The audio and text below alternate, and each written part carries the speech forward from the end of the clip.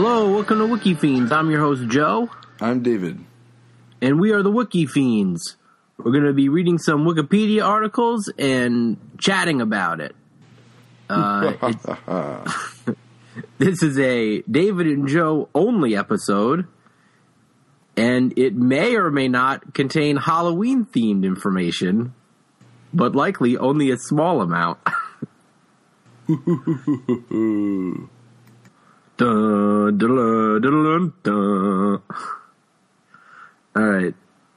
The first spooktacular article I have is List of Entertainment Affected by the September 11th Attacks.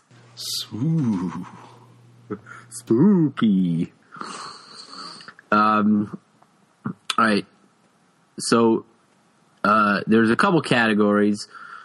Of course, everyone remembers the news, how the news went into overtime, and it was uninterrupted news broadcasts on all the major networks. I remember it very vividly.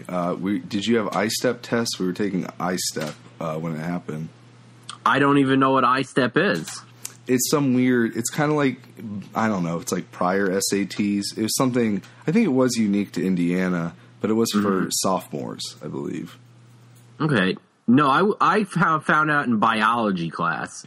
You were in school, though, obviously, as well, yeah. Yeah, of course. But, I mean, this is about entertainment specifically. So everyone remembers how the news, immediately went to it and then remained, it was the longest uninterrupted news event in the history of U.S. television. As the major U.S. broadcast networks were on the air for 93 continuous hours. It says, from the moment the network broadcast the news that the first plane hit the North Tower of the World Trade Center, all programs and commercials were suspended, with all four networks broadcasting uninterrupted news coverage. And it says this was the first time since the advent of cable and satellite television that a vast number of cable networks would suspend programming to air live news coverage of events. All right, so that's a little thing that I think everyone who was alive at the time that was, not a small child would remember. But I want to talk about media, more non-news entertainment that was affected. So under films, there are a few categories. One is edited films, and this is films with the World Trade Center removed.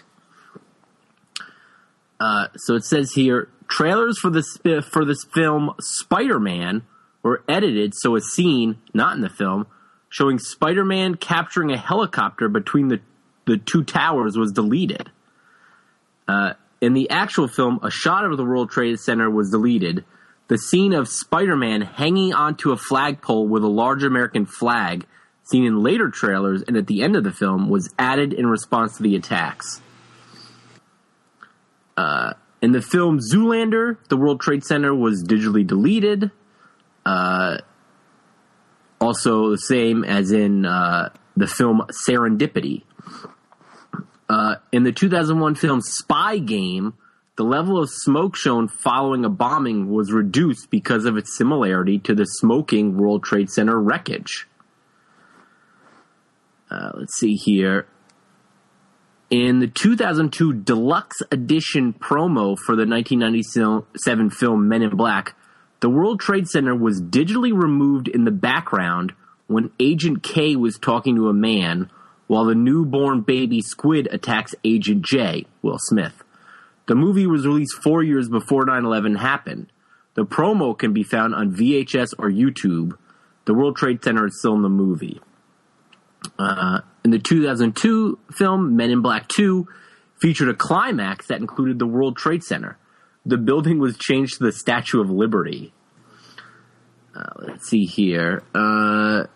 The ending to the 2002 animated film Lilo and Stitch was edited from Stitch taking a 747 on a joyride and swerving around buildings to Stitch taking a spaceship on a joyride and swerving around mountains. The original ending was included in on the special edition DVD. Let's see here.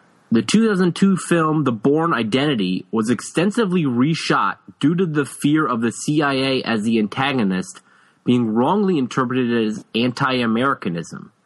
Due to the insistence of Matt Damon and Doug Liman, the footage wasn't included. On the special edition DVD are descriptions of how and why the film was changed. Let's see here. Early versions of the 2004 film The Incredibles featured a scene where a frustrated Mr. Incredible vents his emotions on an abandoned building, but ends up accidentally damaging a neighboring building as well. This was considered too reminiscent of the World Trade Center collapse and was replaced with a scene where Mr. Incredible and Frozone rescue trapped civilians from a burning building. Now this clip, this movie, which I watched this clip on YouTube, is from the 1998 movie Armageddon, which premiered on ABC in April 2002. The scene in which the World Trade Center gets hit by meteors and catches on fire was edited out because of its similarity to the September 11th attacks. Let's see here. All right. Let me go on to, this is a little bit more interesting. Films with the World Trade Center added. Well, yeah, let me hear this. Some filmmakers have added the World Trade Center to films and television series that are set during periods when the buildings were still standing. The 2002 TV film It's a Very Merry Muppet Christmas Movie features the Twin Towers in an alternate reality where an angel shows Kermit the Frog what the world would be like had he never been born. There would have been no Islamic terrorism. Well, I think it's like a thing where, yeah, that'd be a bad, like, that'd be a bad, like an angel that didn't do his homework sort of a thing. Yo, wait a minute. Actually, Kermit, things would have been totally different without you. I think it would have been like Kermit growing up. So it would have been. Got it. Early. 2003 American miniseries Angels in America, set in 1985, had the World Trade Center towers digitally reinserted for historical accuracy. Let's see here. This is odd. The 2004 sequel film Spider-Man 2 has a stock footage of the World Trade Center. It only includes the North Tower and the 7 World Trade Center at the left. Building 7. It is unknown that if it was filmed before 9/11 or after 9/11. Ooh. That's odd that they would only show one of the Twin Towers? Man, yeah, but, like, I don't know. Do you think they really give a shit about accuracy until after that shit, though? I don't know. This is not, I don't know if this is, I guess this is like it's added to the film through stock footage. Right. So that's an odd thing. A lot of these are like, let's see why here. Why bother? Yeah. Like Munich, set in 1972, features a computer-generated World Trade Center. 2005 film Rent, set in 1989 and 1990, includes a shot of the World Trade Center. World Trade Center and United 93 take place on the day of the attacks and feature the buildings with real footage of the second World Trade Center impact in United 93. Madagascar, Escape to Africa, with the number 2, contains a segment when the animals arrive in New York City and the original World Trade Center Twin Towers are seen in the distance. And now that's an odd one because that's like one of those computer animated movies. So it's sort of like, yeah. It's all digitally added. The 2009 film Watchmen, which takes place in the mid-1980s, features the Twin Towers in several of the scenes. Ironically, the towers are depicted as 2 of the only buildings still standing after a scene featuring the destruction of New York City. How ironic. Yeah. All right, so there are a lot of those. So let's see. I can see why you would remove it from a movie, like right after it happened, because you're not trying to like, it just happened. Like it's literally. Yeah, you don't want people to think about how. You just want people to think about the movie that they're watching and not. Yeah. Well, I mean, it's a couple of things. Yeah, it would totally destroy escapism and shit. It's the thing you're trying to get your mind off of. And yeah. But then it's like after a minute, though, it's like, well, we got to put this shit back in everything, like so they don't forget or as homage. It's kind of interesting. Well, I think like for authenticity purposes. Yeah, that too. I guess you're trying to. Yeah. It says here. Let's see here.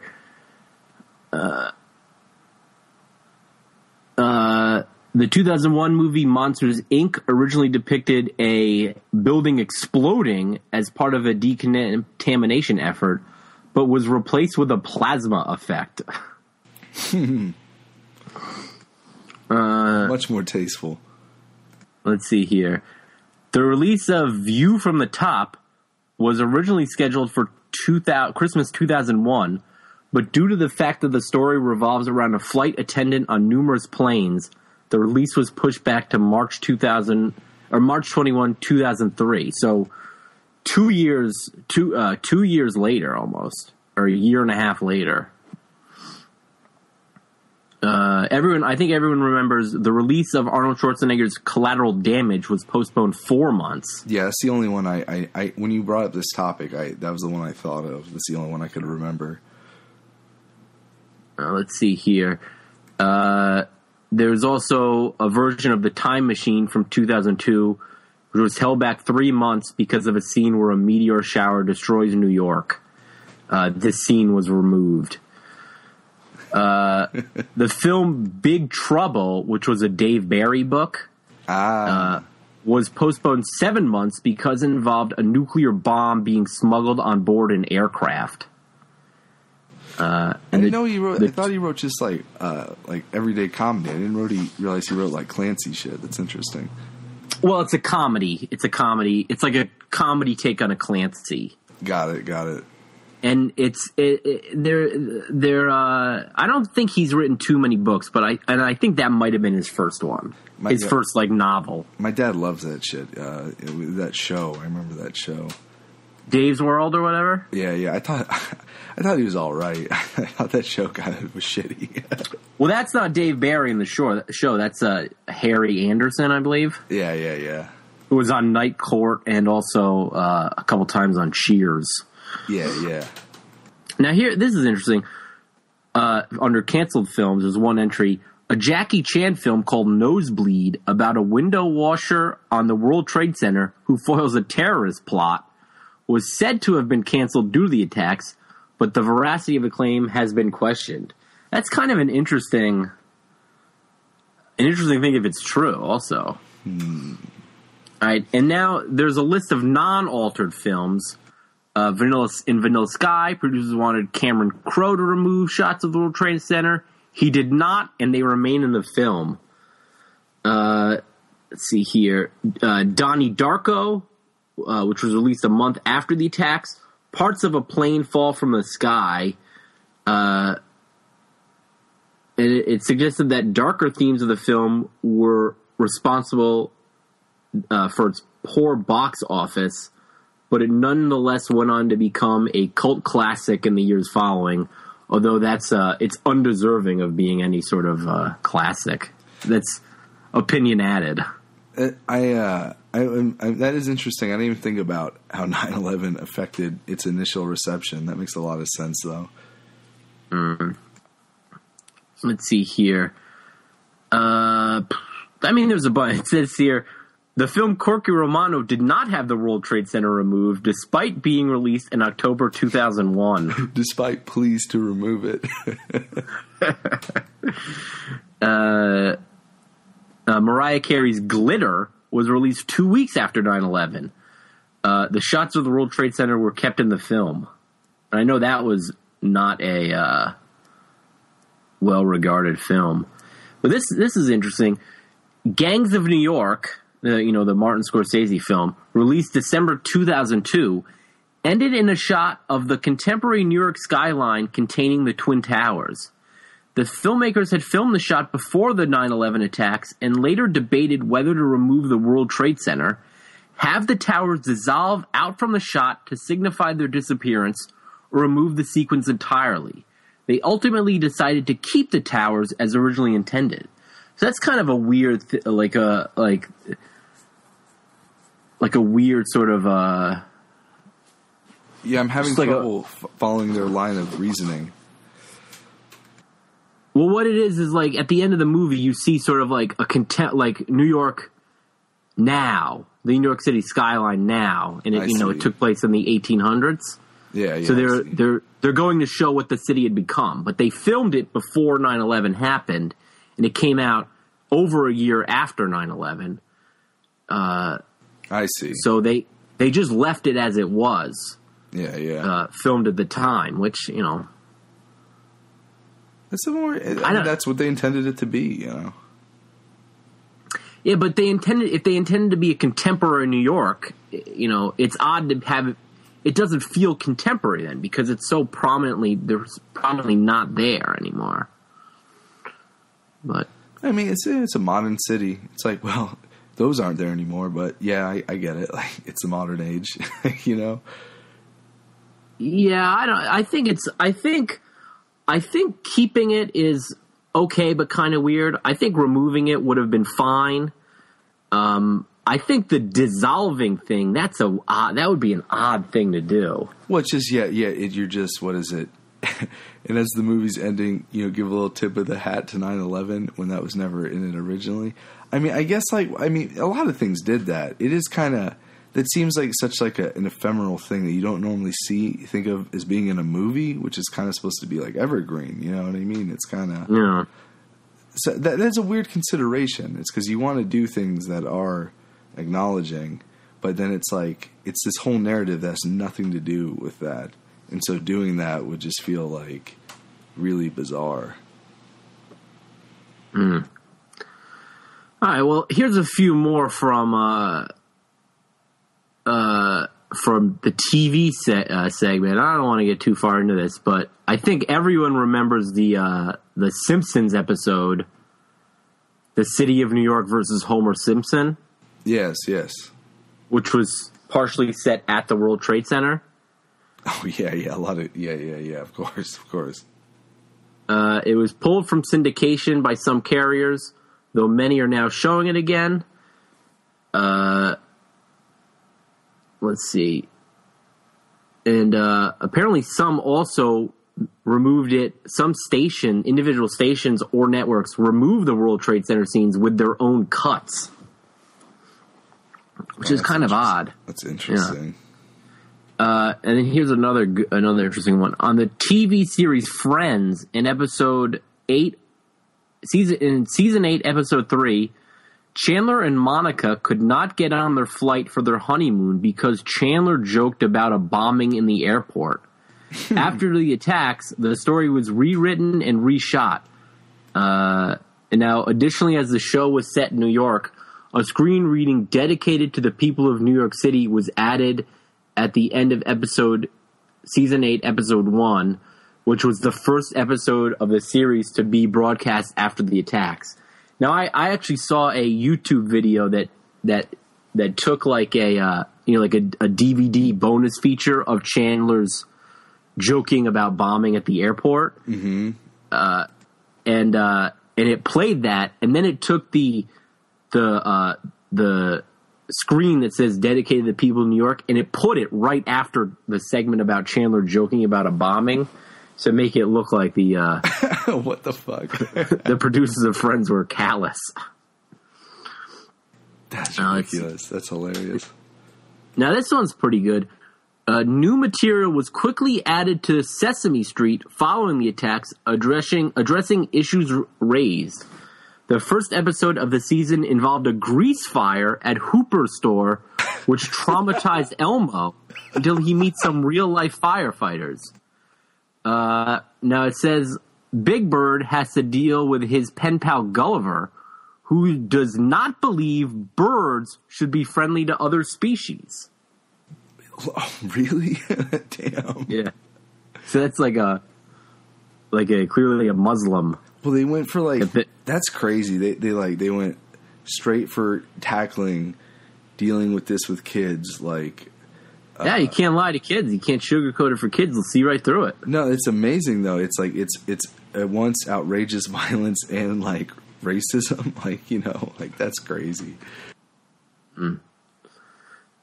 Let's see here. In the opening credits of The Sopranos, a shot of the Twin Towers visible in Tony Soprano's rearview mirror was deleted.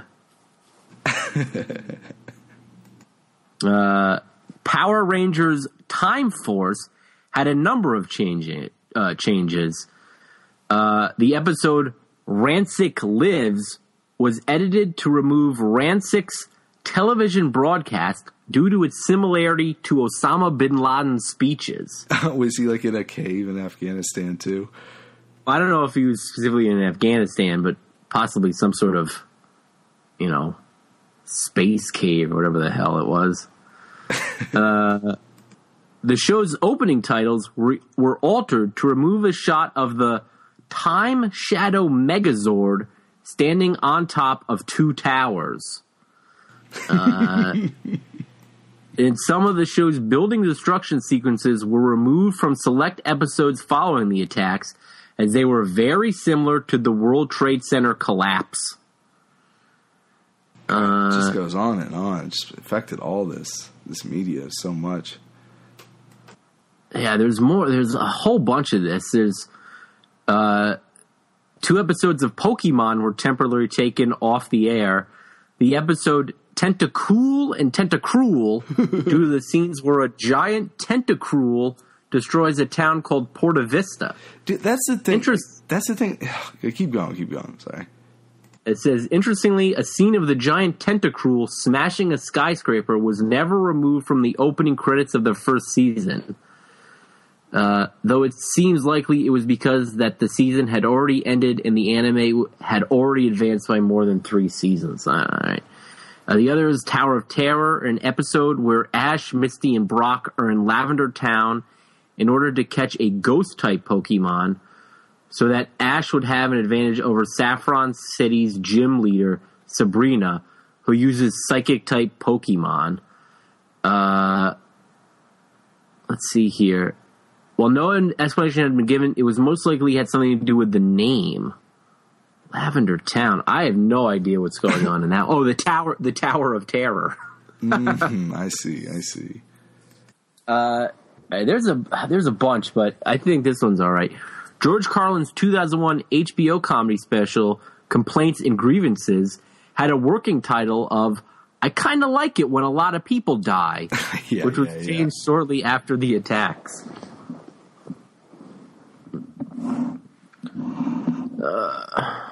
No, it's like they always have. I was just thinking, like, after something like this happens, like, it is, you don't even think about how common it is in a kid show or any kind of all ages thing where there'll be some kind of scene where huge things are just destroying huge buildings or trains or, you know what I mean? Like, yeah, things where hundreds of people, thousands would die immediately.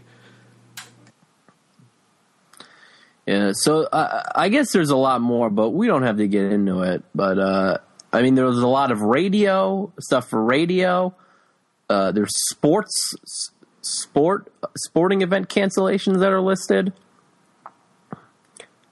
I don't know. The Walt Disney World attraction, The Timekeeper, a 360-degree film presentation that features a panoramic view of New York City, included the Twin Towers, closed on September 11, 2001, and updated the scene of New York City so that the titular character was sent to 2000, a year prior to the attacks. Just kind of funny. Gotta get your continuity straight. Yeah. Like, what's that? Like, you said that right on September 11th. It's like that call went through immediately. It's like closed Timekeeper. Oh, change the number. Yeah. We're good. Yeah. And that would be a thing. Like, it's like, well, how are we gonna? Can we just take it out? And they're like, no, we got those 360-degree cameras. We can't just edit it out like that. It won't work. Shut it down now. Yeah. No more tickets. So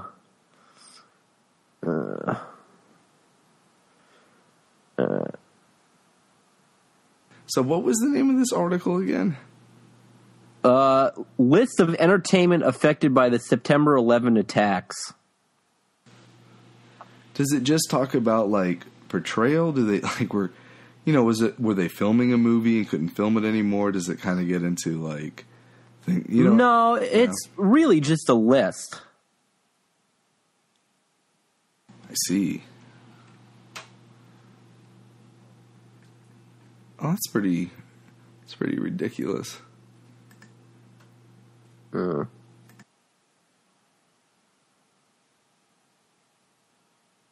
Yeah, I might have to take a look at that myself. That's kind of like all I ever knew was that fucking Arnold Schwarzenegger movie, which is crazy because you think it would affect all this stuff, and I guess it did. It affected a large amount of entertainment, segments.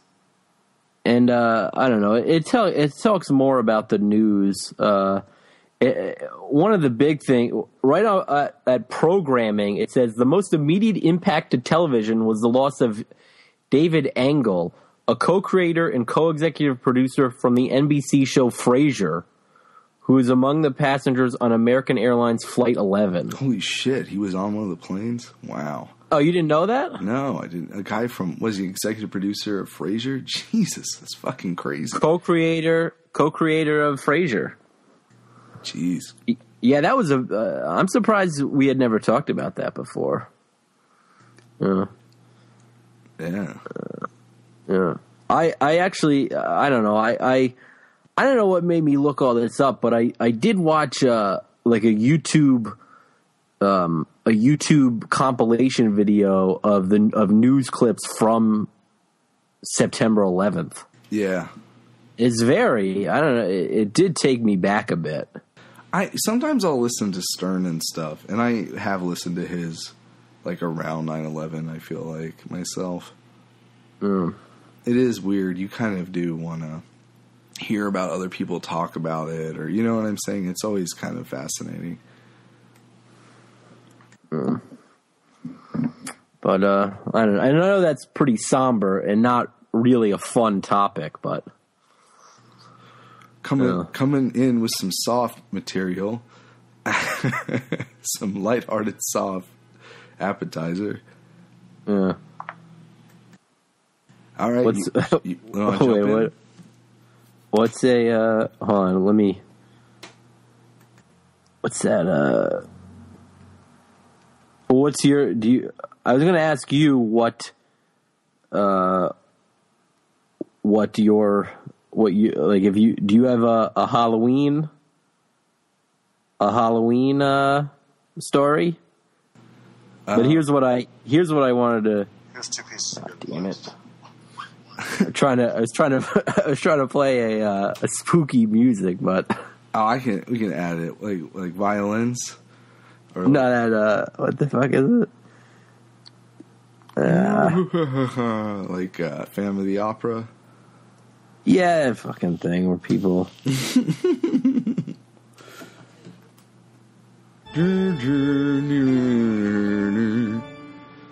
Yeah, like that. It's like an organ, scary piano. I believe that's what that is. No, it's not called Scary Piano. I don't know. Yeah, it is. All right. So I have another kind of similar list like that. Did you get it working? That wasn't me. No, I know that was me. All right, so I have here a list of unusual deaths. This list includes only unique or extremely rare circumstances of death recorded throughout history, noted as being unusual by multiple sources. Note, some of the deaths are mythological and are considered to be unsubstantiated by contemporary researchers. Oxford dictionaries define the word unusual as not habitually or commonly occurring or done, and remarkable or interesting because different, or better than others. Some of the articles also cover deaths that might be considered unusual or ironic, including lists of entertainers who died during a performance, inventors killed by their own inventions, association football players who died while playing, cyclists who died during a race, and political self-immolations. So let's start with some from antiquity. 620 BC, Draco, Athenian lawmaker, was smothered to death by gifts of cloaks and hats showered upon him by appreciative citizens at a theater in Aegina. Let's see. It's pretty good. Yeah, it's funny. Heraclitus in 475 BC. The Greek philosopher, in one account given by Diogenes, is said to have been devoured by dogs after smearing himself with cow manure to cure his dropsy. Yeah. 288 BC, Agathocles was murdered by a poisoned toothpick. 210 BC, Qing Shi Huang, the first emperor of China, whose artifacts and treasures include the famous terracotta army, died after ingesting several pills of mercury in the belief it would grant him eternal life. Low wrong. Mercury pills. I love stuff like that, though. Like, he drank a whole gallon of poison because he thought it would give him wings. The deacon St. Lawrence was roasted alive on a giant grill during the persecution of Valerian. Brutus tells he joked with his tormentors, "Turn me over, I'm done on this side." He is now the patron saint of cooks, comedians, and firefighters. That's a good three, like a cook, the cook and comedian. That's a good, yeah. Because it's both. It's like being cooked, being a comedian while being cooked, and then the firefighter is also like a good kicker. Yeah, a good tag to the joke. Yeah, it all fits together. Yeah, yeah. That one seems, it's just kind of like a little. That's just that's a lighthearted martyrdom. It's pretty bad, though. I mean, it would be really horrible. Yeah. Okay, let's move on to the Middle Ages. In 1892, Sigurd the Mighty of Orkney strapped the head of his defeated foe, male Brigit, to his horse's saddle. The teeth of the head grazed against his leg as he rode, causing a fatal infection. It's one of those like very ironic ones. In 1131, Crown Prince Philip of France died while riding through Paris when his horse tripped over a black pig running out of a dung heap. Bad timing. Yeah. No, God damn it! I told them to clean. Let's see. Oh my God! I'm like grazing through these. I saw the word anus in this one. 1327, Edward II of England, after being disposed and imprisoned by his wife Isabella and her lover Roger Mortimer, was rumored to have been murdered by having a horn pushed through his anus, which a red-hot iron was inserted, burning out his internal organs without marking his body. However, there is no real academic consensus on the matter of Edward II's death, and it has been plausibly argued that the story is propaganda. In 1410, Martin of Aragon died from a combination of indigestion and uncontrollable laughing. According to tradition, Martin was suffering from indigestion on account of eating an entire goose when his favorite jester, Bora, entered the king's bedroom. When Martin asked Bora where the jester had been, the jester replied, "Out in the next vineyard, where I saw a young deer hanging by its tail from a tree, as if someone had punished him from stealing figs." The joke caused the king to die from laughter? The fuck? Yeah, different humor then. And the Renaissance in 1660, Thomas Urquhart, the Scottish aristocrat and polymath, and the first translator of Franz Robela's writings into English, is said to have died laughing upon hearing Charles II had taken the throne.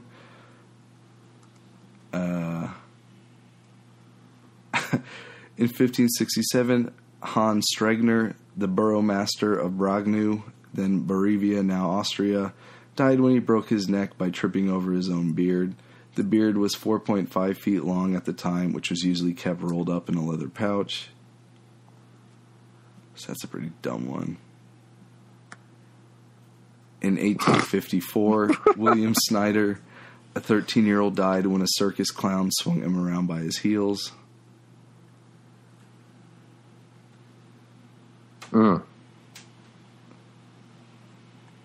It's like a lot more...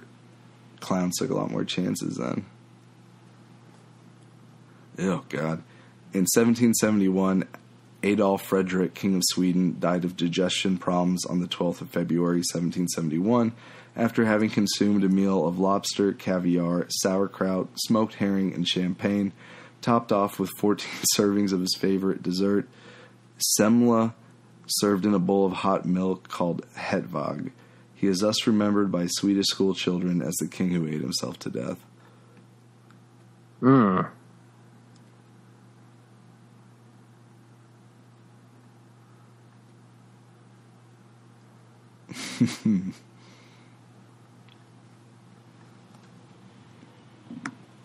Oh my God. What? No, they have like Steve Irwin and shit on here. It's crazy. Yeah, that was pretty crazy.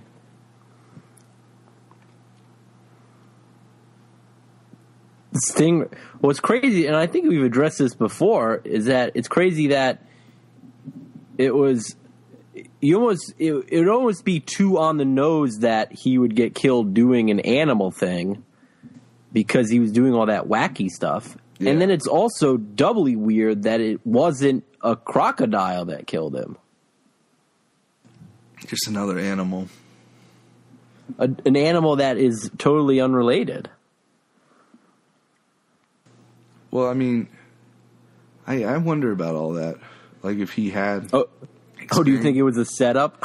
No. I'm not saying it's foul play, but I mean, he's the crocodile hunter. What the hell was he doing hunting stingrays?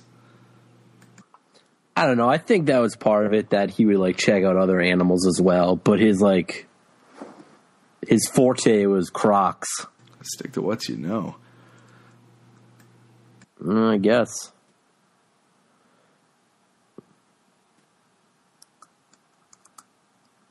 All right. Do you have more? I'm just kind of going through it. It's all just kind of... Let me see. Oh, God. They're all just like... There's a skydiver died in 1966 from uncontrolled decompression. His face mask came loose. Oof. Oh. That's not good. I was trying to get the ones that kind of had a funny kick to them, but a lot of them are like... Well, there's the Segway guy. True. That's on there, right? Yeah, I didn't even get to that's like later shit. Well, you just did one from 1966. Yeah, no, I'm going up on the list. Wait, hold on. And there's that diver who broke the record, longest dive,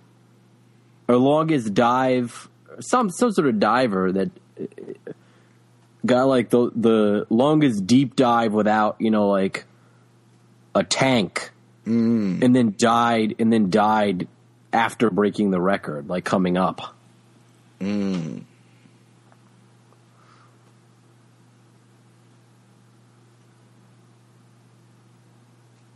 my God. No, there's all these fucked up sexual ones they don't have in the later ones. Like what? Where was it? 2005, Kenneth Penniman died from injuries caused by anal sex with a stallion. Yeah. 2008, a 43-year-old mother of four in Ireland died from having sex with a German shepherd by a man she met in an online fetish chat room. The dog triggered a fatal allergic reaction similar to a peanut allergy. Oh, God. Yeah. That's fucking crazy. That's weird. 2012, Jeffrey Hayward, 65, pretended to be blind for pity. One day he fell into a ditch and died. He apparently did not see it. The coroner working on this case said it was the most extraordinary case he's seen in 30 years. sounds like a guy that fell into a ditch, and then the blind thing doesn't have anything to do. The pretending to be blind doesn't really have anything to do with the deaf. 2013, Denver Lee St. Clair, 58, was asphyxiated by an atomic wedgie administered by his stepson during a fight. After St. Clair had been knocked unconscious, the elastic band from his torn underwear was pulled over his head, stretched around his neck, strangling him. Bradley Davis, 35, of McLeod, Oklahoma, pleaded guilty to first-degree manslaughter and sentenced to 30 years. That's pretty fucked up. Yeah. Don't give people atomic wedgies. It's like any kind of horsing around. It is like these like ones from horsing around. Like, oh god, there's a kid who got impaled by the horn of a bull statue playing hide and seek. It's all this crazy shit. Yeah. Killed by a beaver, severed this guy's artery. A Belarusian fisherman in 2013. That's fucking horrifying. The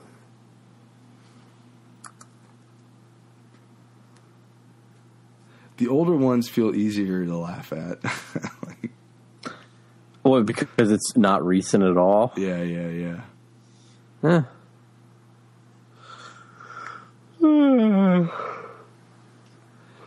Well, there's some lists to get us started. You got any meat? You got any more meaty articles? Yes. I was trying to see if I could tie one into Halloween, but it's pretty hard to do that. So I think I'm just gonna go with a regular one. Yeah, I got a bunch of short, kind of like creepy ones. You know what I mean? Don't even worry about it. Yeah. All right. Well, I will go with. All right. Pull up one. No, that's not what I was going to do. All right. Let's see here. I'm going to pull up.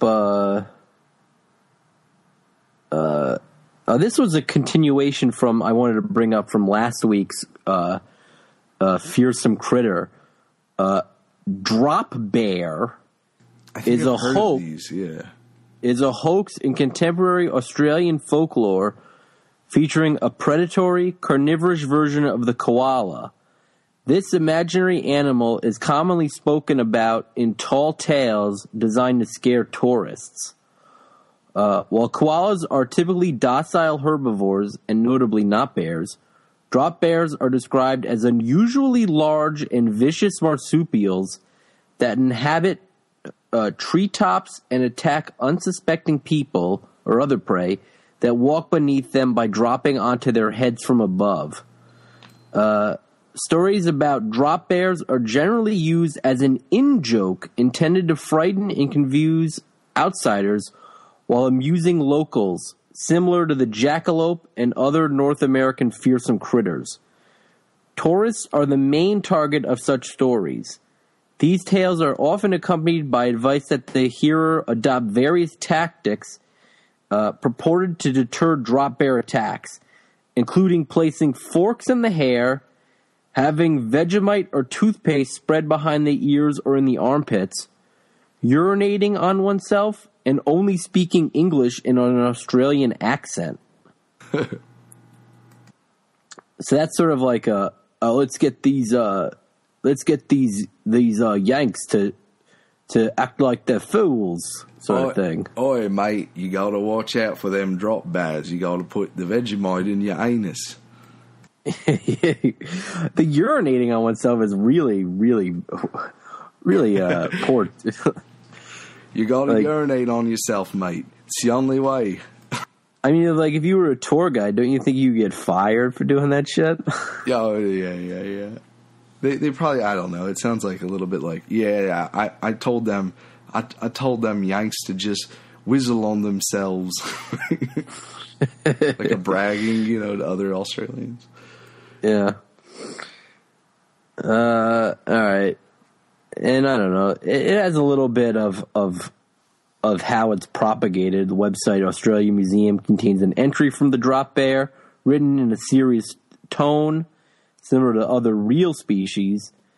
They classified the drop bear as Phylarctos plummetus, and I guess plummetus is like drop, and describes them as a large arboreal predatory marsupial related to the koala, the size of a leopard, having coarse orange fur with dark mottling, with powerful forearms for climbing and attacking prey, and a bite made using broad, powerful premolars rather than canines.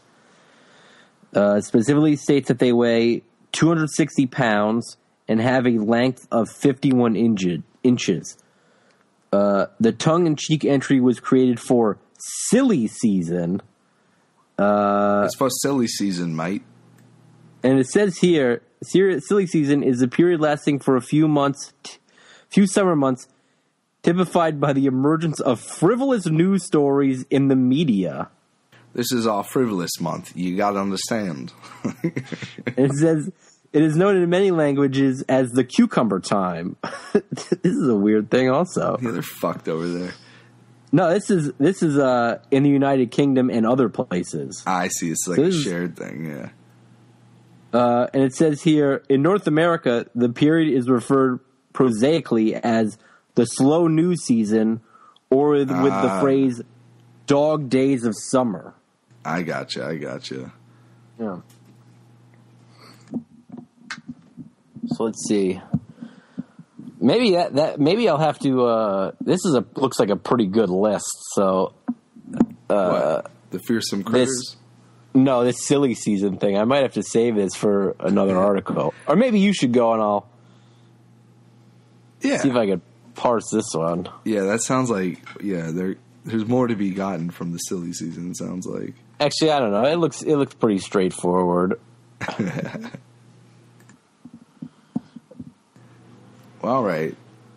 I have one here. It's a short one called Salting the Earth. Salting the earth, or sowing with salt, is a ritual spreading of salt on a conquered city to symbolize a curse on their re-inhabitation. It originated as a symbolic practice in the ancient Near East and becoming well-established folkloric motif in the Middle Ages. There is no evidence that sufficient amounts of salt were used to render large tracts of land unusable.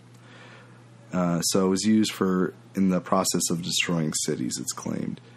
The custom of purifying or consecrating a destroyed city with salt and cursing anyone who dared rebuild it was widespread in the Near Ancient East, but historical accounts are unclear as to what the sowing of salt meant in the process. Various Hittite and Assyrian texts speak of ceremonially strewing salt minerals or plants, weeds, crests, cardamom, which are associated with salt and desolation over destroyed cities, including Hattusi, Tadud, Aran, blah, blah, blah, blah. The Book of Judges 9:45 says that Almech, the judge of the Israelites, sowed his own capital, Shechem, with salt in 2050 BC after quelling a revolt against him. This may have been part of a harem ritual. See salt in the Bible. So, I'll just keep going. But you've heard this phrase before, right? Like, yeah, of course. Yeah. We'll kill them all and salt the farmland kind of shit. So starting in the 19th century, various texts claim that the Roman general Scipio Africanus plowed over and sowed the city of Carthage with salt after defeating it in the Third Punic War, sacking it and forcing the survivors into slavery. However, no ancient sources exist documenting the salting itself. The Carthage story is a later invention, probably modeled on the story of Shechem. The ritual of symbolically drawing a plow over the site of a city is, however, mentioned in ancient sources, though not in reference to Carthage specifically. When Pope Boniface VII destroyed Palestine in 1299, he ordered that it be plowed following the old example of Carthage in Africa, and also salted. I have run the plow over it like in ancient Carthage of Africa, and I have salt sown upon it. The text is not clear as to whether or not he thought Carthage was salted. Later accounts of other saltings and the destructions of medieval Italian cities are now rejected as ahistorical. Padun by Attila, perhaps in parallel between Attila and the ancient Assyrians. Milan in 1162, and Semaphore by the Florentines in 1202. The English epic poem Siege of Jerusalem recounts that Titus commanded the sowing of salt on the temple, but this episode is not found in Josephus.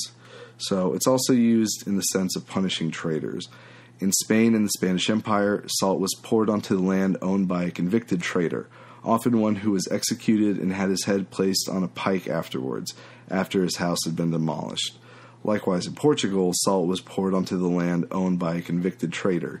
The last known event of this sort was the destruction of the Duke of Aveirio's palace in Lisbon in 1759 due to his participation in the Tavora affair, a conspiracy against King Joseph. His palace was demolished and his land salted.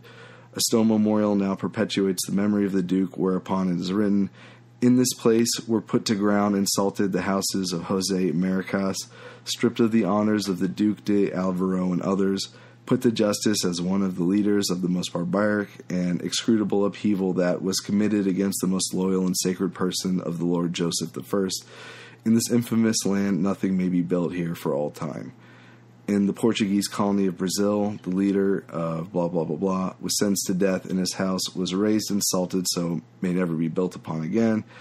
And it keeps going and going. It's always this kind of, it's always someone in power that had land, and it's this double punishment. Yeah.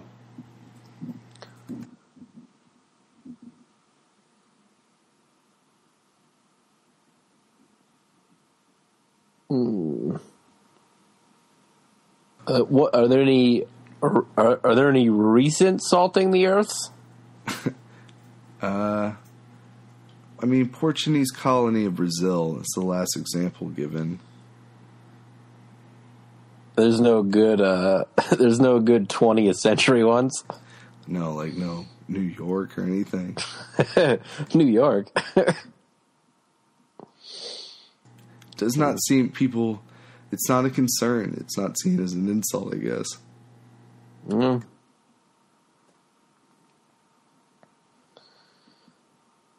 Well, that one's not a bad one. I mean, it's kind of dry, but it's kind of, it's funny. It used to mean so much, it seemed like.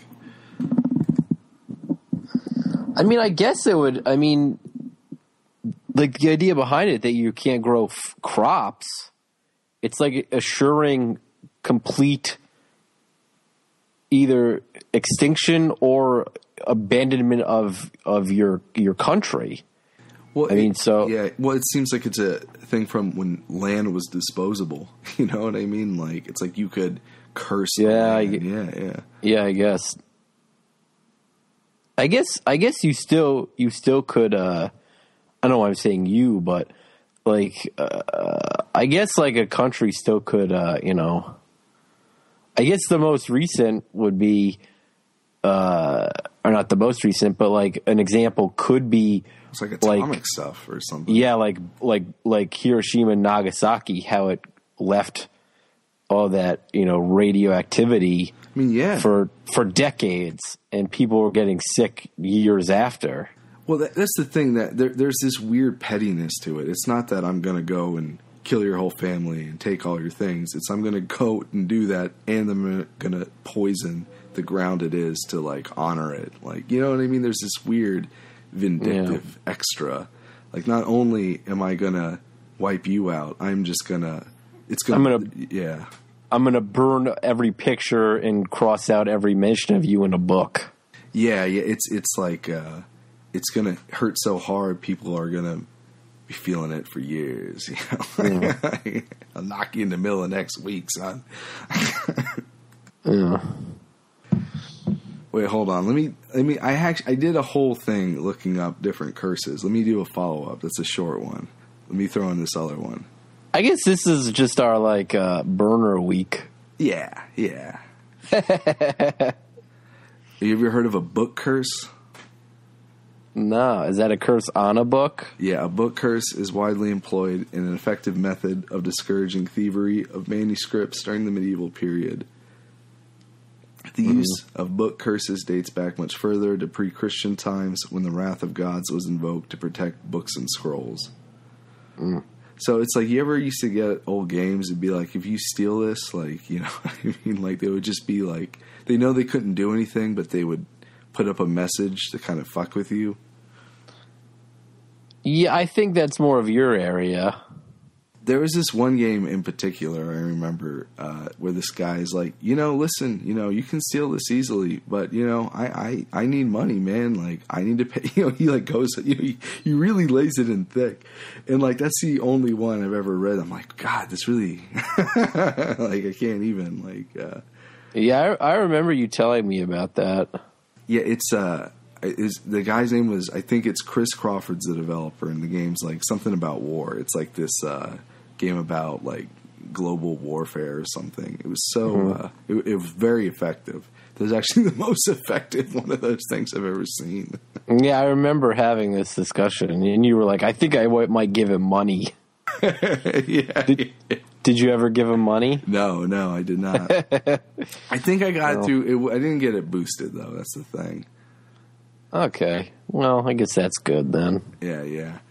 No, but it's interesting. This is a thing that goes back. It makes sense in a way. Like, so ancient curses, the earliest known book curse can be traced to Ashurbanipal, the king of Assyria from 668, who had the following curse written on many or all of the tablets collected at the library at Nineveh, considered to be the earliest example of a systematically collected library.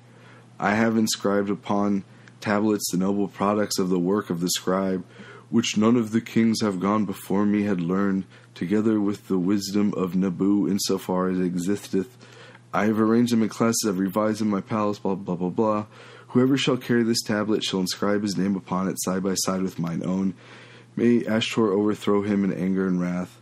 May be destroy his name and posterity in the land.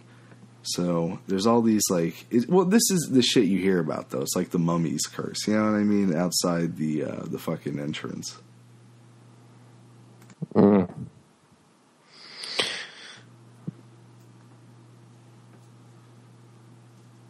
So it's like, steal not this book, my honest friend, for fear the gallows shall be your end. When you die, the Lord will say, where's that book you stole away? So that one, it's a medieval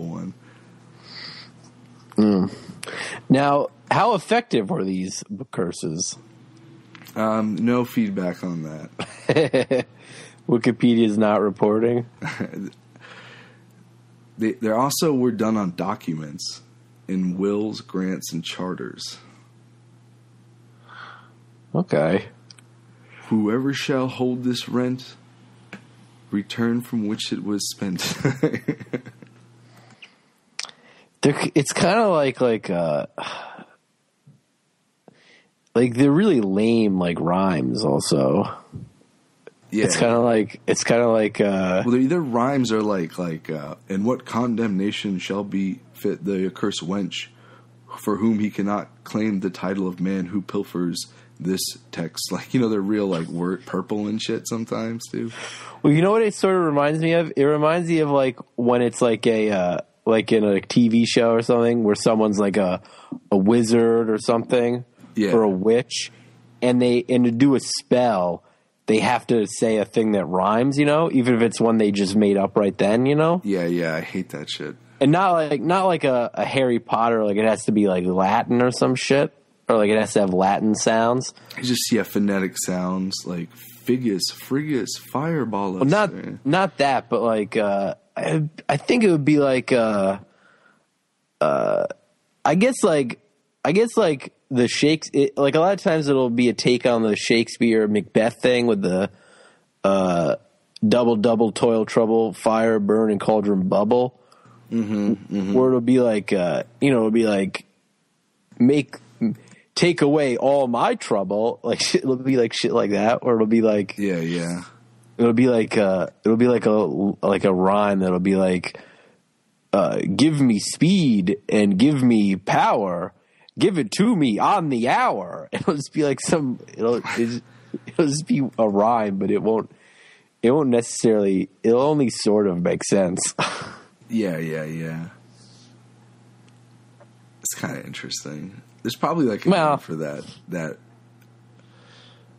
Wait, they call this thing, was it colophone? They wrote most curses in the books. Colin phone, what the fuck is that? A brief statement containing information about publication of the book. Never mind. Yeah, that's not very interesting. Well, it's just a rhyme, I guess, is all it is you're talking about. It's just a shitty rhyme. They just a shitty rhyme, but the idea behind it being like the magic won't work unless you make a rhyme. Yeah. It's word magic, linguistical magic. Yeah. I prefer like the hand. You ever know guys who do that shit? What is the hand? I had a friend looking into that, like all the fucking like runic hands. Like what's it like? Gnarly, bro, when you put out your finger and thumb, or what's it? Your pinky and your thumb. I know the thumb, the index, and the pinky, and that's like the devil horn thing. Yeah. There's a whole like little code of shit like that. There's one for kill or whatever, all these commands, and you could do all the fingers down except for the middle, and that's to show someone you have contempt for them. Right. See, sometimes you can get something across with them. Yeah.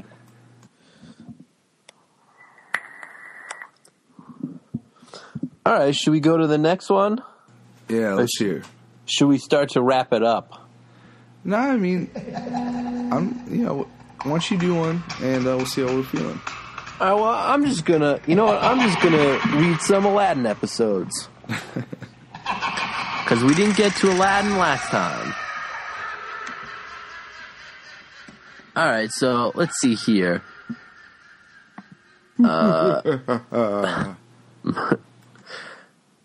I'm trying to think of what that goddamn song is. I think it's Bach. I'm going to look that up real quick. Bach Spooky Song. It's Bach Spooky Organ, that's it. It's Toccata and Fugue in D minor. Let me play this real quick.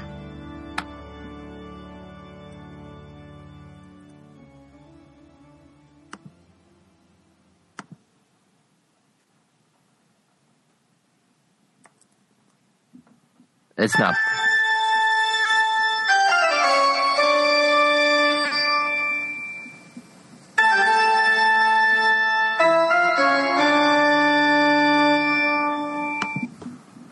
So that's pretty good, right? Yeah, what is that again? That's Bach, Toccata and Fugue in D minor organ. Very nice. Yeah. The classic. Yeah. See here. Every hour or so, when enchantment runs rampant, just wild in the streets. Open sesame, here we go. Arabian Nights. All right, here's one. Episode 13, Mother's Day. While traveling through the desert, the group is lured into a false oasis. It turns out to be a trap to catch food for the underground dwelling carnivorous mud creatures Al-Mudi. Episode 14, Plunder the Sea. Aladdin and Captain Albatross, like albatross, have to work together to solve the mystery of the Kraken sinking the merchant ships. The culprit is no ordinary sea monster, but one of Mechanical's inventions. I hate that. What, Mechanical's? Yeah, I hate a twist like that. Yeah, it's kind of like, I don't know. I guess it's like, you kind of want it to be a real Kraken, but like if they go underground and find like a mermaid city, like that's the kind of shit you want. Yeah, that's fun. You want it to be real. You want it to be real mystery, and not just like Mechanical's up to it again. Bullshit. Yeah, but I don't know. Cop out. That was not. That's a bit of a letdown. That's a bit of a letdown. Steve Roberts. That was the writer on that episode. Bitch. Let's see here. Strike Up the Sand, the band. After helping fellow street rap Sadira, Aladdin finds that she has fallen in love with him and quickly rejects her. Is this a human? Yeah. However, finding books... Yeah, I said street rat. Duh. However, finding books on sand magic, Sadira tries to use the spells to make Aladdin fall in love with her by conjuring a sand beast to kidnap Jasmine. I never mechanism I didn't like. That's a horrible name.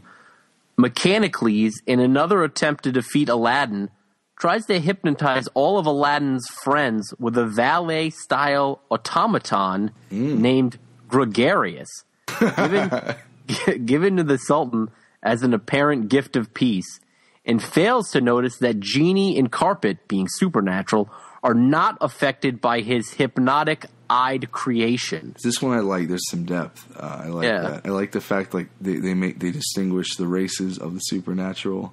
They have different sensitivities. I like that layer. Foul weather. Foul with a W instead of a U, which is like a bird. So I guess you can guess. I bet you can guess who's included in this episode, Dave. Gilbert. Yeah. The group goes on a trip to a tropical rainforest in search of water. The rainforest and all the rain clouds are ruled by a bird called Thundra, who falls for Iago. While Thundra is distracted by Iago, the others steal a rain cloud to take back to Agrabah to give water to the people. Though Jasmine is uncomfortable with this plan because of them using Iago to manipulate Thundra like that. I love her, Thundra. Only to face the wrath of Thundra once she discovers Iago's deceit. I bet in this one, Iago probably fell for her as well, but then it was too late at that point. I didn't mean to deceive you, baby. Forget Me Lots, episode 18. Abysmal uses a magic rose called the Rose of Forgetfulness to erase Jasmine's memory and tricks her into thinking she is his daughter, destined to take over Agrabah. However, his plan backfires when Jasmine locks him up too, and it is up to Aladdin to remind her of who she really is. Episode 19, Scare Necessities. Jasmine receives a cute pet that, when frightened, grants the wish of whoever is frightening it, in hopes to save itself from danger.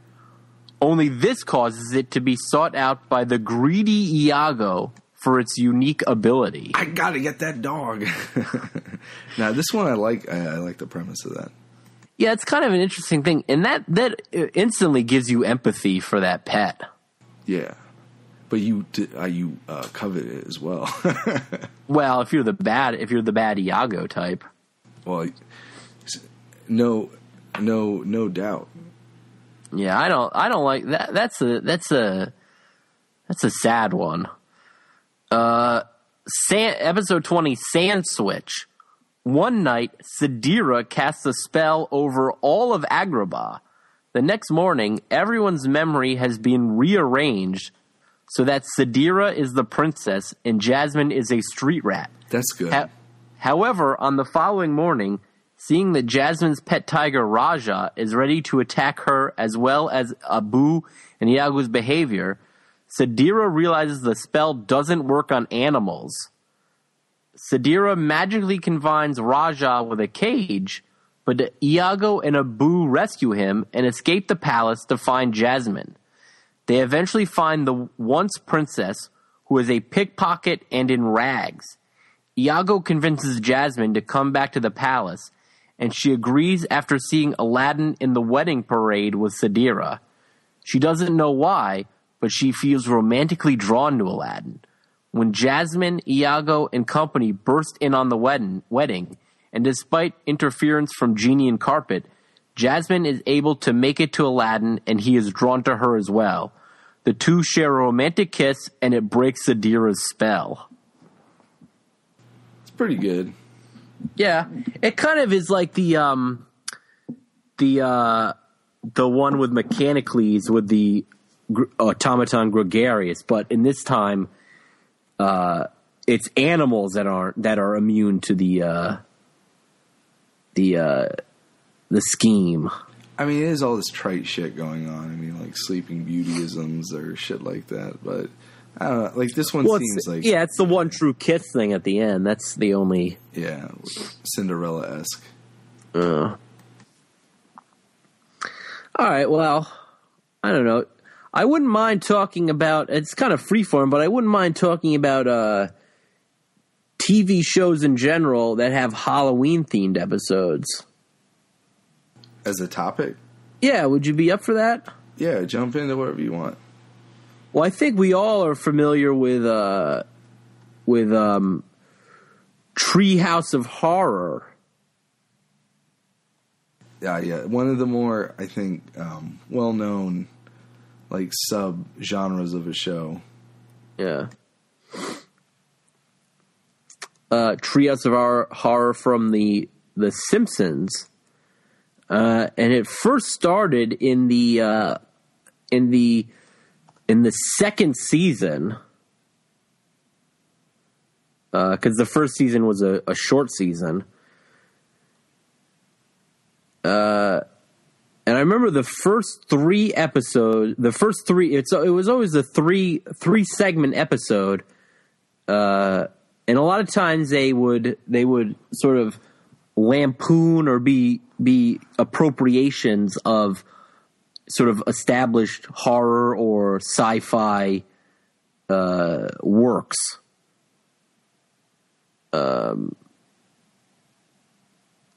So I remember the first one had one that was sort of like Poltergeist and Amityville Horror. Another segment that was sort of a space one that had it had several Twilight Zone type references, and then the third one was just an adaptation of Edgar Allan Poe's The Raven. Yeah, I do remember that. Yeah. Do you have any? I always liked the one about Lisa's tooth. I think the best. Yeah, and that was of a Twilight Zone episode. And then I also remember that was in a featured pretty prominently in a South Park episode as well. That same premise? Well, it was sort of, the premise was sort of, I guess it had, I believe Butters was trying to do all these, it was Butters' villain character. And he was trying to do all these bad boy things, and the premise was that the Simpsons had already done it before, and I do remember, like, the Simpsons did it. Yeah, and then it was sort of they brought up that that the Simpsons were doing a version of a Twilight Zone episode with that tooth episode, with that tooth segment. Yeah. Again, that's at the point in The Simpsons where I really think Hill at that point. I forget which episode, what season that was. That was pretty prime time for me. It was right before I think I gave up. Yeah, I'm not saying it wouldn't, but I think I was still watching it at that point. But like for me, the early seasons are the best, and I would still watch it. I'd say I would still watch it, but what do you call it? I think that the series as a whole was better early on, and the Treehouse of Horrors were better early on. Disagree. Well, you're wrong. You think Simpsons is better now? Now it peaked. it peaked right around the time it split with Futurama. But there was a point right before that peak. You got shit like that Lisa's Tooth episode. You had some real phenomenal peak shit, and then I think kind of like went away at some point, not long after that. No, the earlier ones were better. It's a taste thing. Well, I'm not saying it's not a taste thing, but the early ones were better. Let's try to find a list of these. Move ahead with your topic. We can fight about that another time. No need. We can fight about it here. You don't like that one? No, that's good.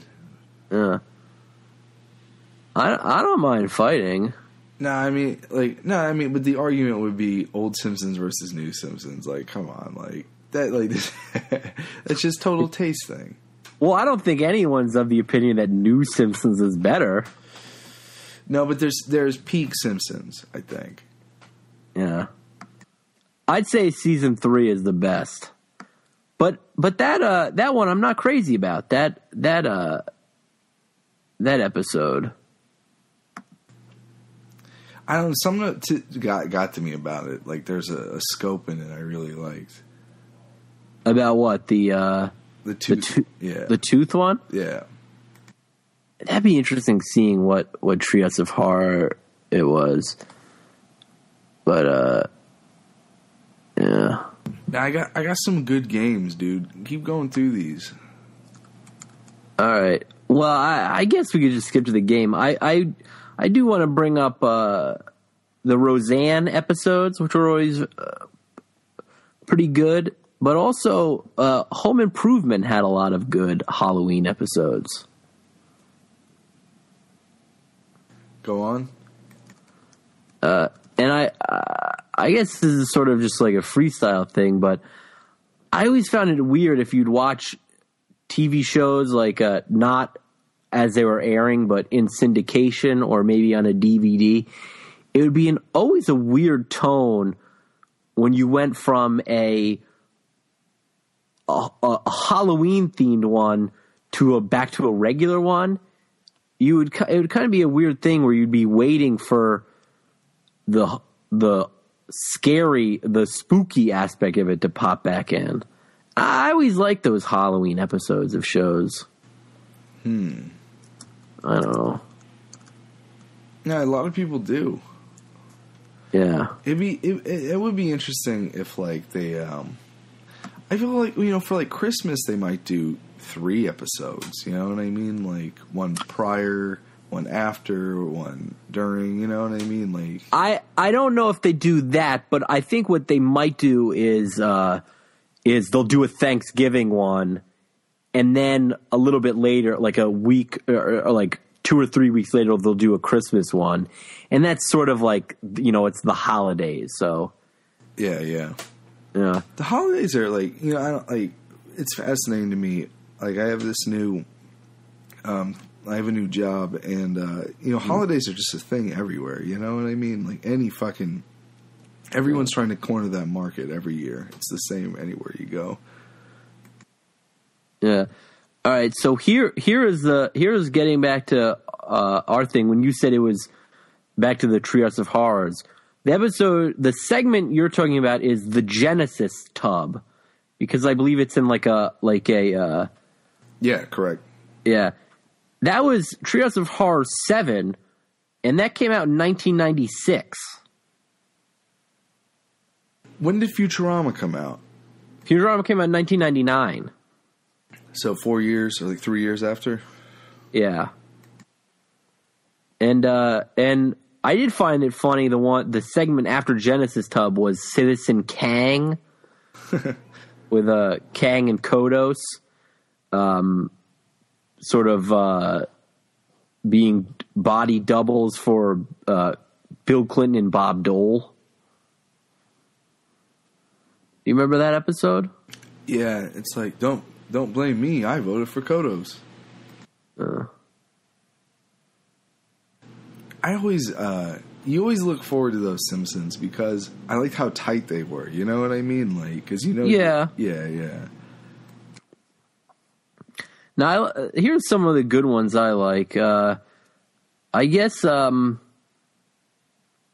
season 3 had Lisa's Nightmare, which was the monkey paw episode. That was a good one, I think. Yeah, that was season 3. Season 3 was really good. Bart's Nightmare, the Bart Zone. It was a version of the Twilight Zone Billy Mummy episode where Bart can kill anyone with his mind or whatever. Yes. And then the third one was like a mechanical Frankenstein one. It was Homer's Nightmare, where Homer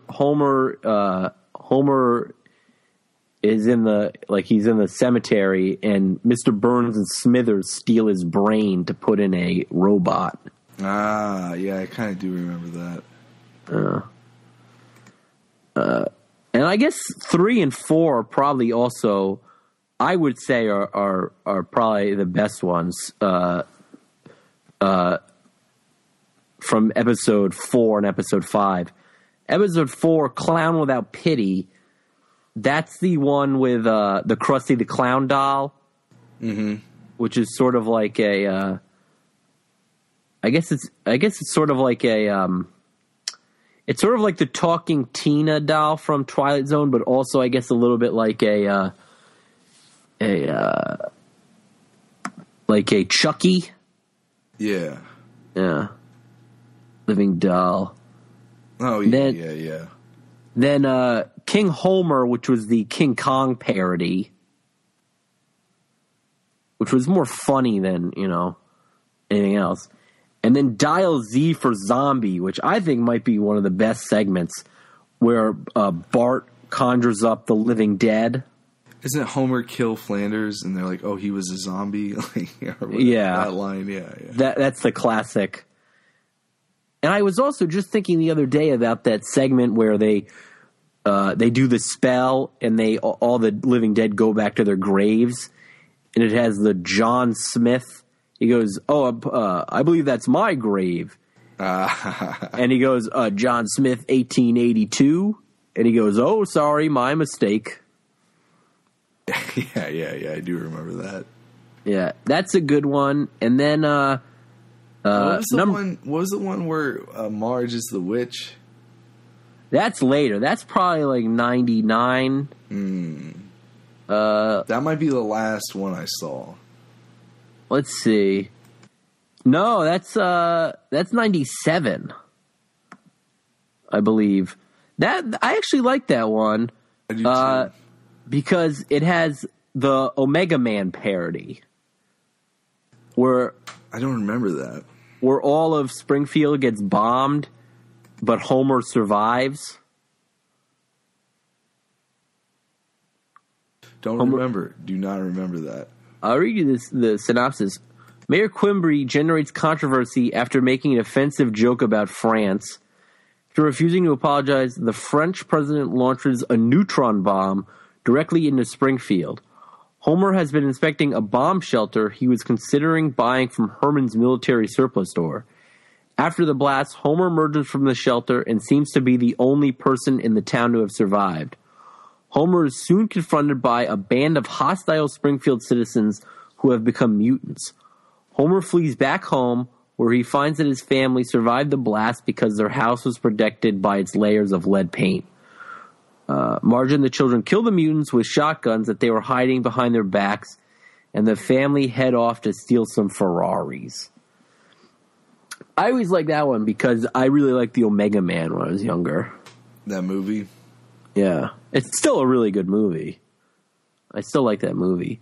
Yeah, I gotta finish it. I know I started it. I quite enjoyed what I saw. It also has a Fly versus Fly, where it's like a take on The Fly, where Bart goes into a matter transporter. Yeah.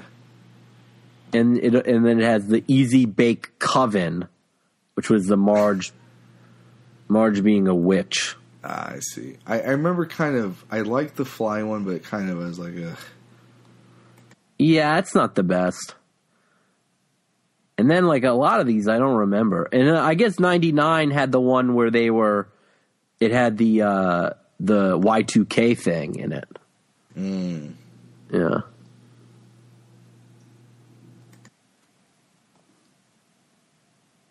Yeah. So, I don't know.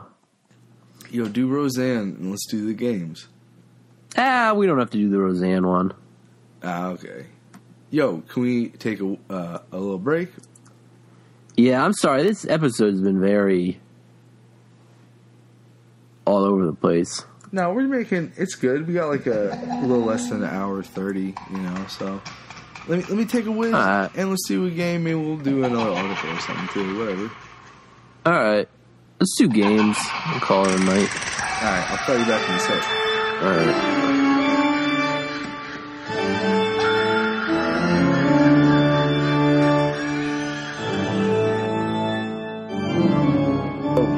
Hey. Oh, can you hear me okay? I can hear you. Alright, cool. So, you want to do any more episodes? You want to just move right to the games? Let's do the games. Alright. Let me see. Alright, I'm going to do a quick one that's a rehash of an older game. And it's going to be execution methods, okay? Mm-hmm. So you just got to guess what they are. Okay. So, what is a blood eagle? They pull your arms off? It is a ritualized method of execution. The victim, always a member of the royal family, is placed prone, the ribs severed from the vertebral column by a sharp implement, and the lungs pulled through the opening to create a pair of wings. Ugh. I'm not even sure what the hell that means. Yeah, I didn't quite follow it. Cut the ribs from the backbone and dug out the lungs. God. Okay. What is a Colombian necktie? That's so they slit your throat and pull the tongue through the throat. An imaginary brutal method of murder where the victim's throat would be slashed horizontally with a knife and his or her tongue pulled through the open wound. That's what I said. No, yeah. I like how the throat slashed with a knife. All right, what's a Caxton gibbet? I don't know what that is. Is that also a throat thing? No. This is not a good one. It's some specific place where they would hang people. Let me see. That is a throat thing, then. Well, yes. I think I may have even asked you this. Demonto ad bestius. Yeah, the bestius is like an animal. You're trampled to death by animals? Damnation to beasts. Killed by wild animals. Okay.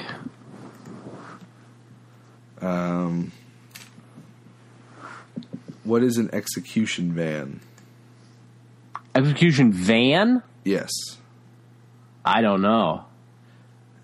Also called a mobile execution unit, was developed by the People's Republic of China and first used in 1997. The prisoner is strapped to a stretcher and executed inside a van. Jesus Christ. Horrible.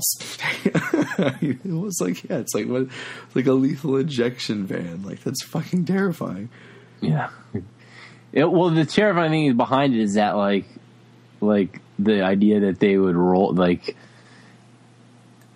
there's like an entity, a state agency that's sort of like, yes, we're coming out with this, like this is within our authority to create. The MEV. What? The mobile execution unit or whatever. I see. Yeah. What is the 9 familial extinctions or exterminations? I don't know. That's when they kill you and up to 9 guild of association of up to 9 group. So it would be. Oh, okay. Yeah. Well, like in North Korea, right? Yeah. Yeah. For treason. the living parents, the grandparents, any children you have, any grandchildren you have, siblings, uncles, aunts, cousins, spouse's parents, yourself. It's like everybody. Oh, yeah, it's really disgusting. What is the tunica molesta? It sounds like a shirt that does something to you. I'll give you a hint. It is Latin for the annoying shirt. Is it like a big shirt you wear that has nails in it? It's a shirt impregnated with flammable substances such as naphthalene or resin used to execute people by burning. Jesus. Horrible.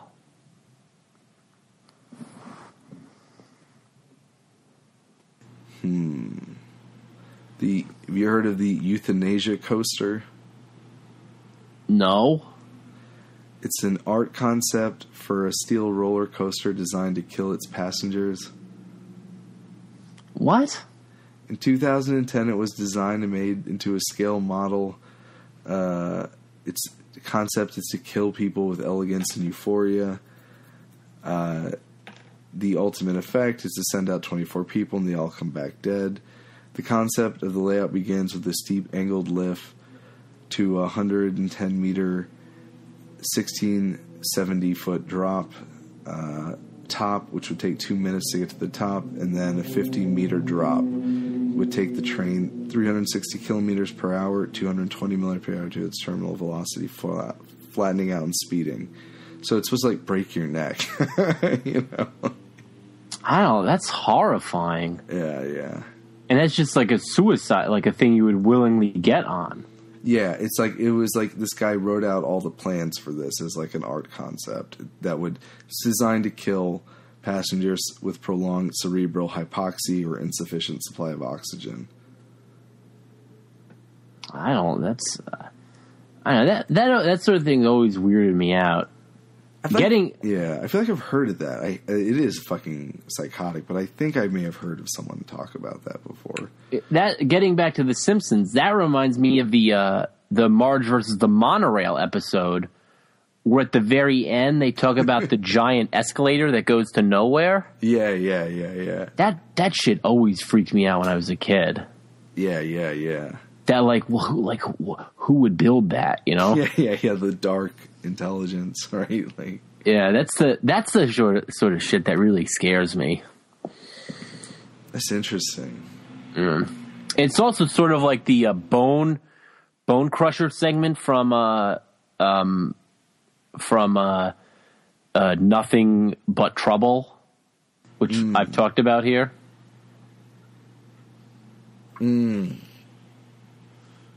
It's that like the judge, played by Dan Aykroyd, sentences like minor criminals to ride on the Bone Crusher, which is it's like a roller coaster type thing that like throws the rider into a big face that chews and crunches up people's bodies. The fuck is that from? It's from Nothing But Trouble. What is that again? It's a movie that's really not well regarded, but I like a lot. It's like it spits out your bones at the end. I don't know. All right. What's a Republican marriage? Is that you're executed and your spouse is executed? You tie a naked man and woman together and drown them. Okay. That's sad. I feel like I've heard that one before, actually, now that you say it. Keel hauling. You tie someone to the keel? Yeah, drag along the keel. I never really understood this one. I never feel like I've seen it depicted in movies, but I always hear it threatened.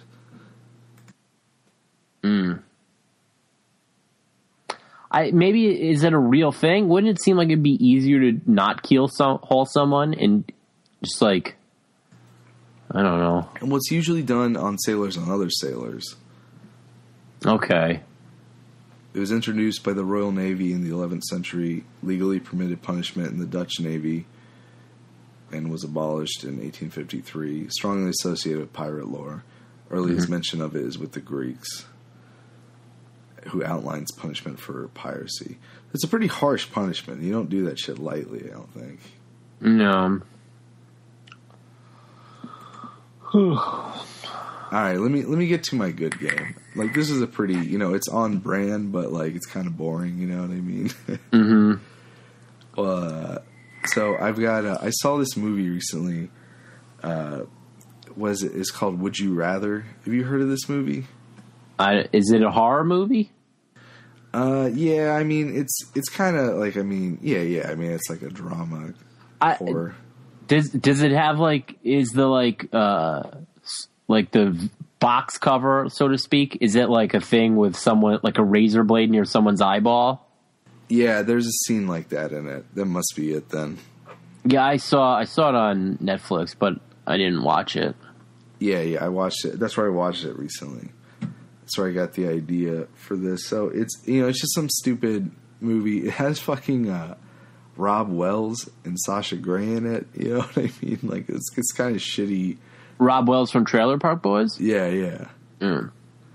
So it's like all these character actors, It's kind of just like a movie Twilight Zone episode, There's a lot of those.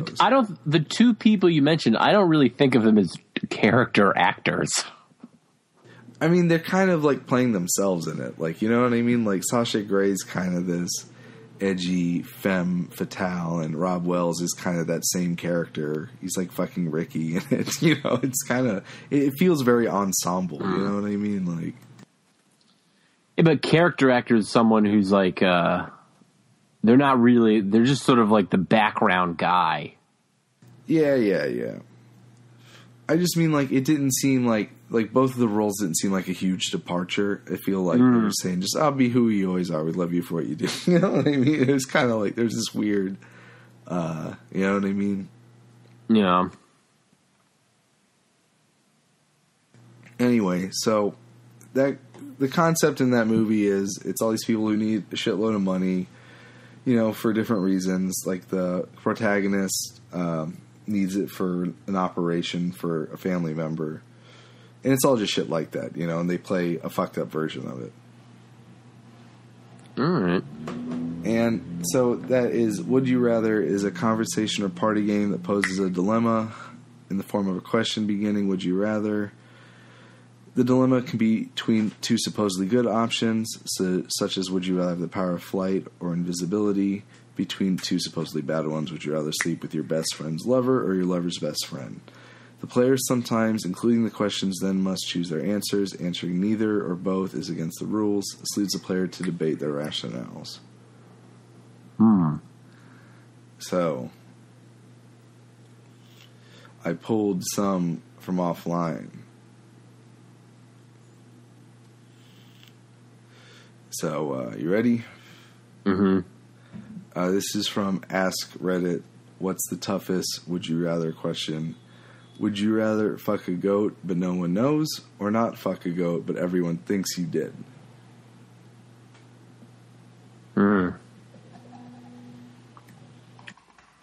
That one's hard. So you're asking me? Yeah. I don't want to fuck a goat, so I guess it's better if everyone thinks I did. I agree. That's what I would do. Yeah. Would you rather wake up at the controls of a 747 in the sky or on a boat in the middle of the ocean, a small boat with paddles but no engine, and the plane is empty except for you, and you have no idea where you are in both cases? Ooh, Jesus. I guess the plane. I think I'd say boat, but yeah.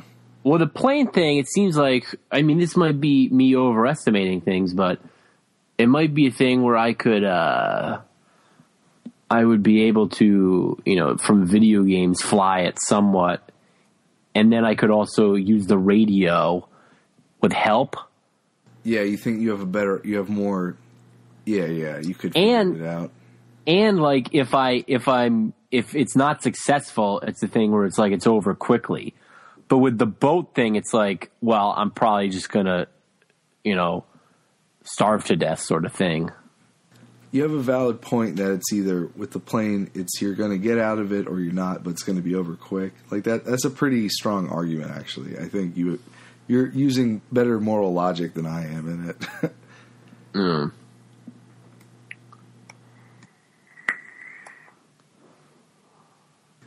Would you rather watch pornography with your parents or of your parents? Ugh. That sounds horrible. Just watching? Yeah. You can pass, but you'll lose a point. I guess, how long do I have to watch it for? No, it's just with or of. It doesn't say, there's no time period? No. It's a toss-up. I guess I'll just... What was the first one? With or of. I guess with. Nah, me too. They both sound bad. This one's kind of a joke one.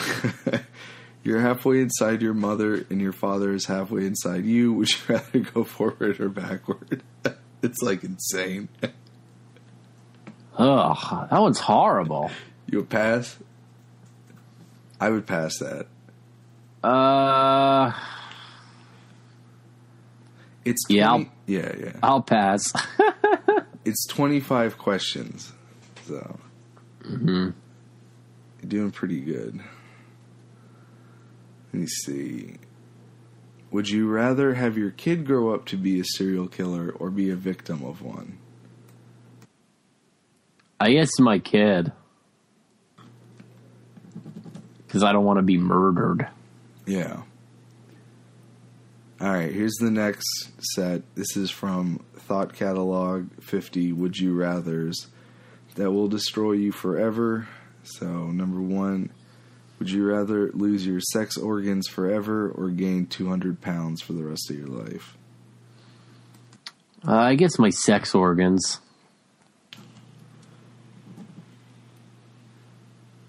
Would you rather have sex with your cousin in secret or not have sex with your cousin but have everyone think you did? Which cousin? It's a variable, it's just, you know what I mean? All of them. I get to pick the cousin? Does it have to be first cousin? It just says cousin. I mean, it could be family member. Would you rather have sex with your family member in secret or not have sex with your family member? But everyone. Well, it depends on how far away it goes. How far removed it is. If it's not first cousin, that makes it way easier, and I would take that one. Well, you saying yes in some capacity? I'll say the first one, sex with the cousin. Okay. Would you rather get explosive diarrhea every time you meet your boss or every time you meet your significant other's parents? I would. I see my boss more often, so I guess the parent one. Yeah. That's a good point. Would you rather have the head the size of a tennis ball or the size of a watermelon? Watermelon, easily. Would you rather have the best house in a shitty neighborhood or the worst house in a fancy neighborhood? Worst house. Would you rather have no fingers or no eyes? Ooh, that's hard. I guess no fingers. Okay. Would you rather crap your pants in public once a year for the rest of your life or crap yourself in private every day for the rest of your life? I guess once a year it's more tolerable. Okay. Would you rather be a virgin forever or have sex with your brother/sister at one time. It's kind of a gross one. I don't have siblings. So I guess I'll say sister. All right. Would you rather live forever or die in the next 5 minutes? Live forever. Easily. Yeah, it's easy. Would you rather be rich and always happy or dead in a ditch and be tortured in hell? All right. So this is the next set. This is from what is the most fucked up would you rather scenario you can think of. Oh, man. They always love these parent sex ones. Would you rather watch your parents having sex 1,000 times or join in once? I guess 1,000 times. Would you rather step on oh my God, a newborn baby's head as he sleeps or drop a baby out the window as you're driving on the highway? I guess the baby out the window because I don't have to see it and physically feel it. Yeah, it's like a tactile thing. Yeah. I see this one come up a lot. Would you rather bang your mother in your girlfriend's body or bang your girlfriend in your mother's body? I don't know. That one's hard. Pass. I guess it doesn't really matter either way. They're both gross. What was the first one? I'll pick the first one. Bang your mother in your girlfriend's body. I guess. Would you rather stick your finger in your dad's... They're both horrible. Would you rather stick your finger in your dad's butt or suck all the snot out of a dog's nose? I guess the dog. I guess, no, the finger one. What dog? I don't. Was that a real one, or did you just make that one up? No, it was real. Real.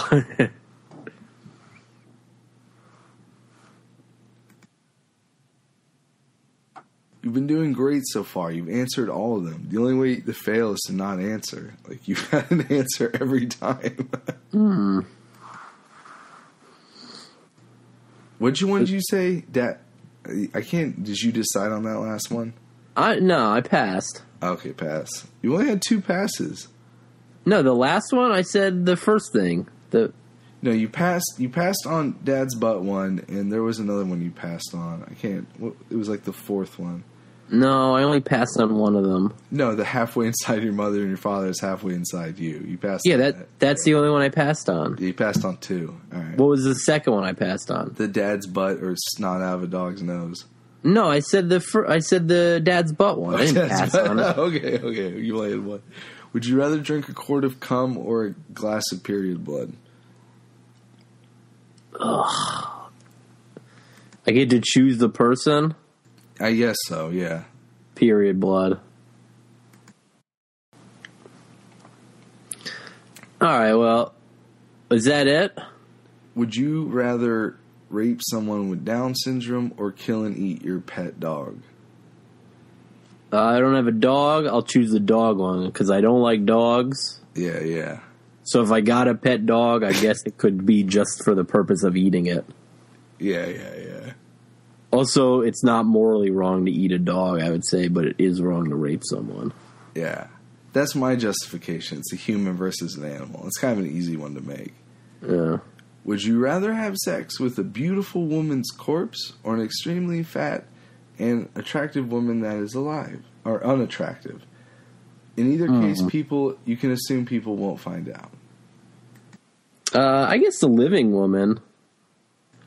Yeah, it kind of seems like an easy one, too. Yeah. Would you rather... What? No, go ahead. No, what were you going to say? What's the next question? I'm down to my last 2, and they're just so juvenile. What is it? Would you rather give your dad a blowjob or eat out your mom? Ugh. Pass. 2 passes. Finally, would you rather pop one of your testicles like a grape or fist a dead animal? Can I wear a glove, like a latex glove with the animal? Doesn't come into it. Can I, though? No. I guess I'll still take the dead animal one because it's less physically painful. I just like that pop one of your testicles like a grape line. This shit's gross. So those are the grossest ones. I think you answered all but two, so you're very decisive, moral, and person. So congratulations. Is that a part of the game, or is that just you putting that on to me? I'm putting it on to you. It's part of the game. If you had passed many times, you would have considered you racked by indecision. I see.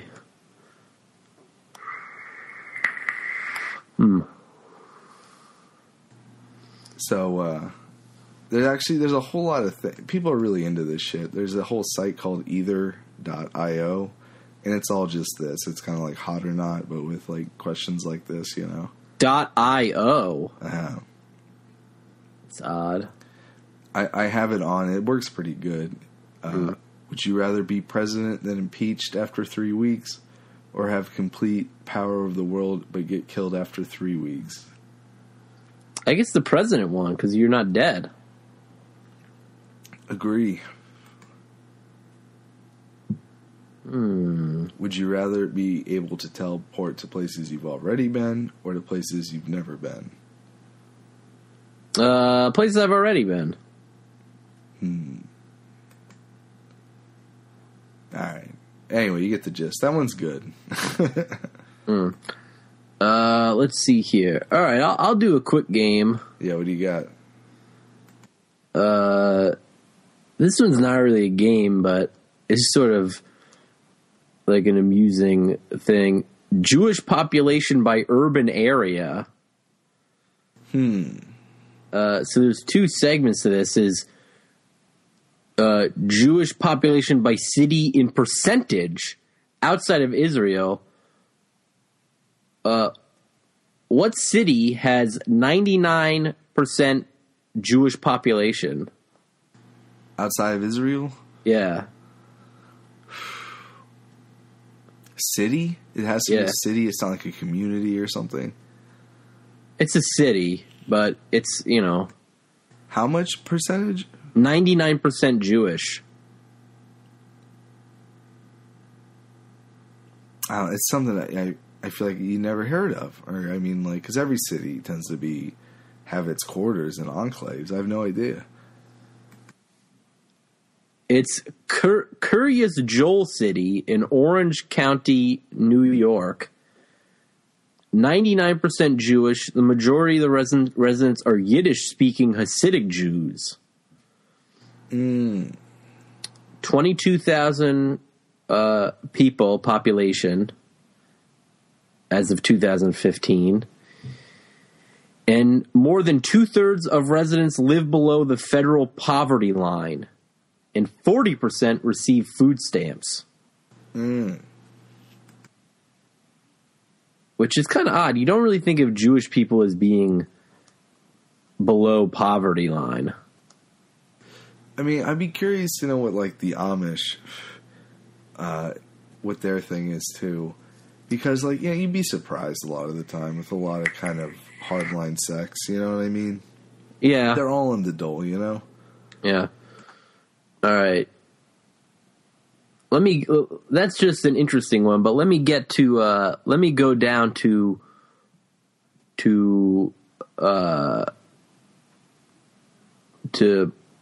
sort of, what do you call it? More common ones. Which city has a higher Jewish population? Toronto or Philadelphia? Philadelphia. Correct. 4.89% Jewish population versus Toronto's 4.21. All right. Can you guess the percentage of Jewish people in New York City? Is it over or under 12%? Under 12.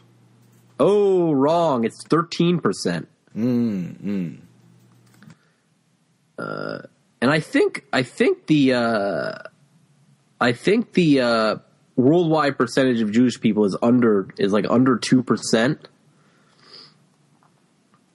So, but consider by like what are they defining as that term? What do you mean? Practitioners of the religion, the race. Like, what are we defining it? I don't think they're doing by Jewish practitioners. I think it would just be people that would be considered Jewish. Well, it's like Israelis, Ashkenazi, and Sephardic. Your standard, a Jewish guy. You would think of someone just like that, essentially. Right? Yeah. Not like, we're not factoring in, right. Well, I would, if you're asking if we're factoring in Jewish converts, like a black guy. Yeah, that would expand it considerably. Well, I really don't think it would, because I think that's a very, very small percentage of the Jewish population. Yeah. But it is though. But to be specific, we're talking about as a race, not as a religion. I guess. Yeah. Although, not really a race, but a sort of a, cultural ethno group or whatever. Yeah. All right. All right. Now, going down to Jewish population by metropolitan area,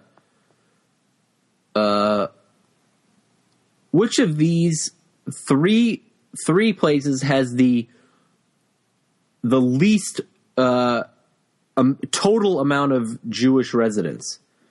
Jerusalem, New York City, or Tel Aviv? It feels like a trick almost. I almost say Jerusalem. Oh, correct. It is Jerusalem. Tel Aviv has 3.2 million Jewish residents. New York has 2 million Jewish residents. And Jerusalem has 680,000 Jewish residents. Isn't it kind of a smaller? It's kind of like it's like a historic city, right? It's not like it's fucking Dubai. Yeah. All right. But which has more, Jerusalem or Chicago? That's an interesting one. I'm gonna say Chicago. No, Chicago has 29,000 Jewish residents. So or 290. Sorry, 290,000. So it's less. Less than Jerusalem. That's surprising. Yeah. What is more? Which city has more? Paris or Philadelphia?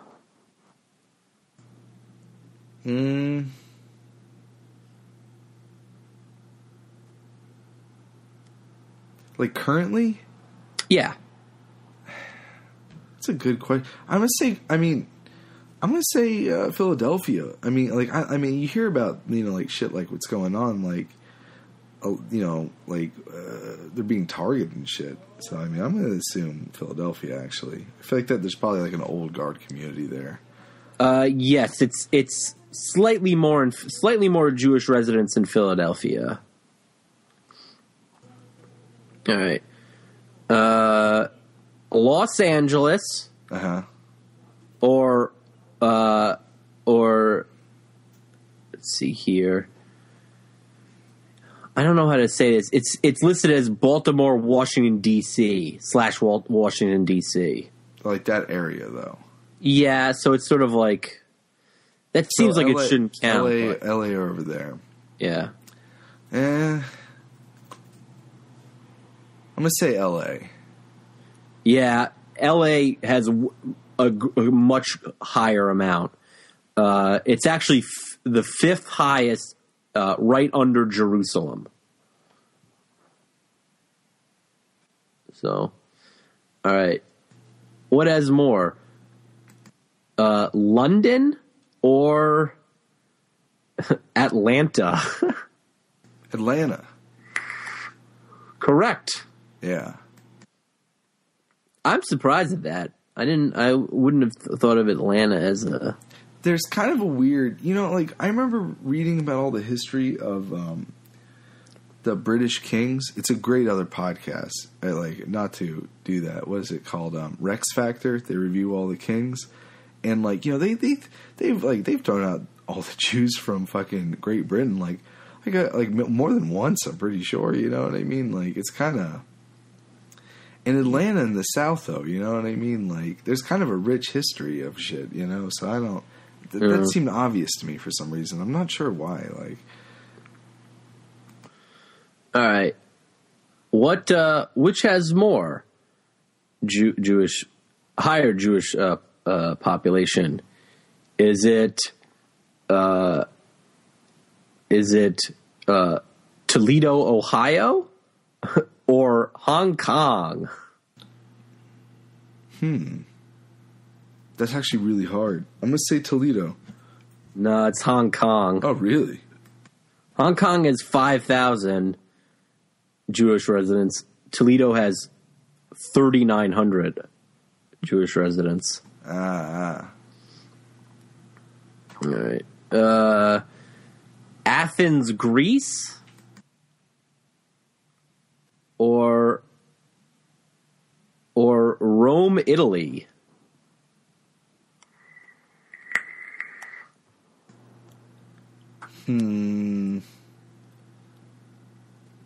As a toss-up, I'm going to say Athens. No, I'm sorry. Rome has... Let me see here. Rome has 13,000. Athens only has 2,500. All right. All right, so I'll do one more.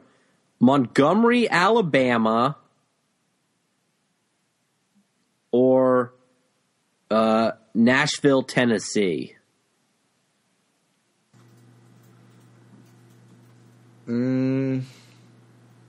Nashville. Yeah. Montgomery's at the bottom, towards the bottom of the list, with 1,200. Nashville has 8,000. Is this all from census?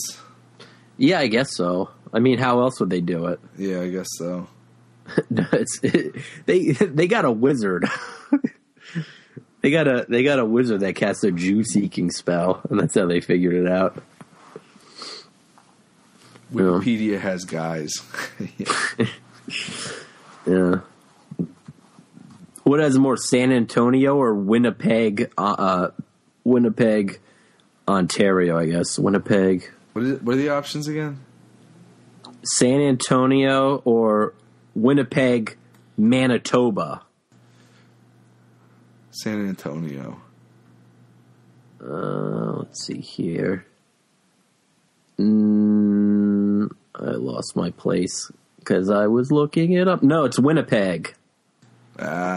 Winnipeg has 20 more Jewish people. Yeah, there's pretty tight numbers here. Yeah, that's a toss-up. You shouldn't be penalized for that one. Austin, Texas, or Istanbul, Turkey?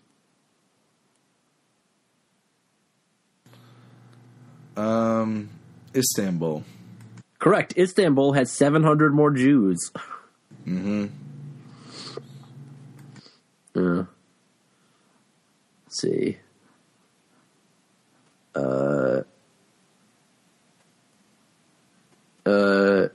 New Haven, Connecticut, which is close to where I live, or Vancouver, Canada. Vancouver is in Ontario? No, it's in Quebec, I think. Let's say Vancouver. No, Vancouver is in British Columbia. No, it's New Haven. Oh, it was New Haven and, okay, wherever else. New Haven's in Connecticut, near where I live. Would you rather have a paper cut on your hand once a week or have one foot fall asleep every third hour for 30 minutes? I get paper cuts a lot, so I'm just going to take the paper cut. Would you rather be a content failure or an unhappy success? I guess content failure. It's kind of a deep one, right? Yeah, it's sort of like, would you rather be happy or successful? Honestly, I feel unhappy success. Well, I don't know what that means. Like you make money, but you're miserable. That's what you feel like now, or that's what you think would be better? Yeah, that's what I would choose. All right, well, that sounds like a bad choice, but if you were in the rough part of town, would you rather arm yourself with powerful Nerf guns or super soakers? Powerful. Are the super soakers powerful? Yeah, most powerful. I don't know. I would go with water. Why is that? Because Nerf are just foam. I guess you could put like nails on the tips of them. Yeah, but you have to stop and do something. You could load it up beforehand. Or with the super soakers, you could fill with gasoline and then throw a match on somebody. Super soaker seems better, yeah. I don't know. They both seem okay.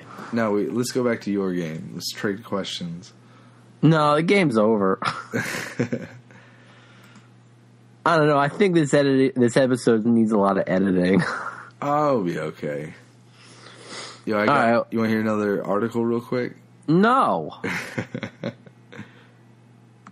We've been on for over 2 hours. Yeah, whatever. Save it for next time. Wait, hold on. So, eternal silence is a sculpture. Eternal silence is been described as eerie, somber, and grim-looking. And when apparently you look in its eyes, you will see how you die. It is in Chicago's Graceland Cemetery. All right. All right. Well, check out Omegaland Tarot, available on Amazon.com. Thank you and have a good night. Hey, thank you for listening. Please donate to PayPal at wikifiends@gmail.com and send us your comments at wikifiends@gmail.com. All right. Happy Halloween. All